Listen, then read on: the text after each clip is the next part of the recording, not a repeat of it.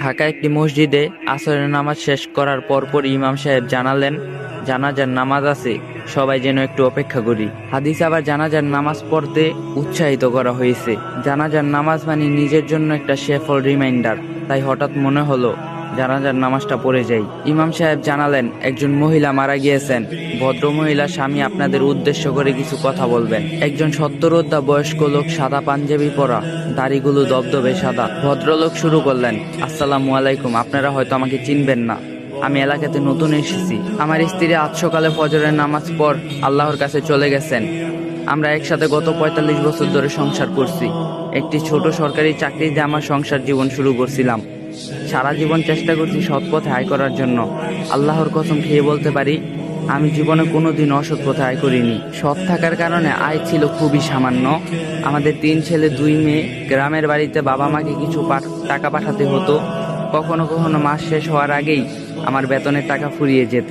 আমার সহকর্মীদের মধ্যে আমি ছিলাম সবচেয়ে গরিব, কিন্তু আমার স্ত্রীর কারণে এটা কখনোই আমি উপলব্ধি করতে পারিনি। আমার স্ত্রী যে কিভাবে সবকিছু ম্যানেজ করতো একমাত্র উনিই জানতেন। আমার সাধ্যের বাইরে জীবনে কখনো কোনোদিন কোনো কিছু আবদার করেনি।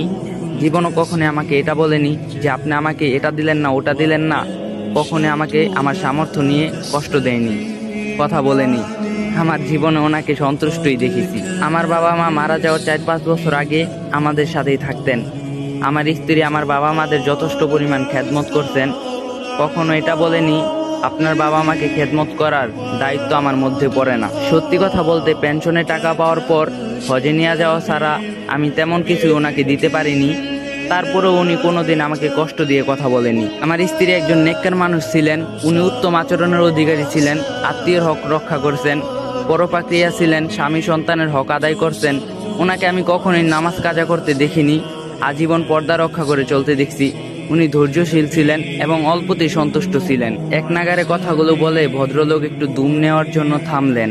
এরপর আবার বলতে শুরু করলেন, আমি আসলে আমার স্ত্রী হয়ে আপনাদের কাছে মাফ চাওয়ার জন্য কথাগুলা বলছি না। যে নারী 45 বছর ধরে তার স্বামী, সন্তান এবং আত্মীয়র হক রক্ষা করছেন, তিনি অন্য কারো হক নষ্ট করতে পারেন না। একজন জান্নাতি নারীর মধ্যে যা যা বৈশিষ্ট্য থাকা প্রয়োজন তার সবই আমার স্ত্রীর মধ্যে ছিল। ইনশাল্লাহ আল্লাহ ওনাকে জান্নাত নসিব করবেন। আমি নিজে জান্নাতে যেতে পারবো কি না আমি জানি না। আপনারা শুধু এই দোয়াই করবেন আমি যেন আমার স্ত্রীর সাথে জান্নাতে একত্রিত হয়ে যেতে পারি। আর আপনারা সাক্ষী থাকেন, আমি আমার স্ত্রীর উপর পুরোপুরি সন্তুষ্ট। আল্লাহ যেন ওনাকে মাফ করে দেন। পুরো মসজিদ ভর্তি মুসল্লি একসাথে বলে উঠল, আমিন আমিন আমিন। সাধারণ জানাজার নামাজে আগে মৃত লোকের চর্চা, 30 সেকেন্ড থেকে 1 মিনিট বক্তব্য। এই ভদ্রলোক টানা 4-5 মিনিট তার স্ত্রী সম্পর্কে বললেন। কোনো মুসল্লি এতটুকু বিরক্ত প্রকাশ করলেন না। সবাইকে মুগ্ধ কণ্ঠে একজন জান্নাতি নারীর কথা শোনালেন। হাদিসে এসেছে, একজন মুমিন মুমিনার জীবনে তার রবের তরফ থেকে সর্বোত্তম রিজিক হচ্ছে একজন নেককার স্বামী এবং স্ত্রী। এ ভদ্রলোকের কথা শুনে যেন সরাসরি ওই হাদিসের প্রমাণ পেলাম। মসজিদ থেকে বের হলাম এবং অপূর্ব ভালো লাগা নিয়ে সুফি মানুষদের কথা শোনার মধ্যে একটা সুখ আছে। আর এই ভিডিওটা যদি আপনাদের ভালো লাগে তাহলে 3টা করে কপি লিংক আর শেয়ার করে দিয়েন।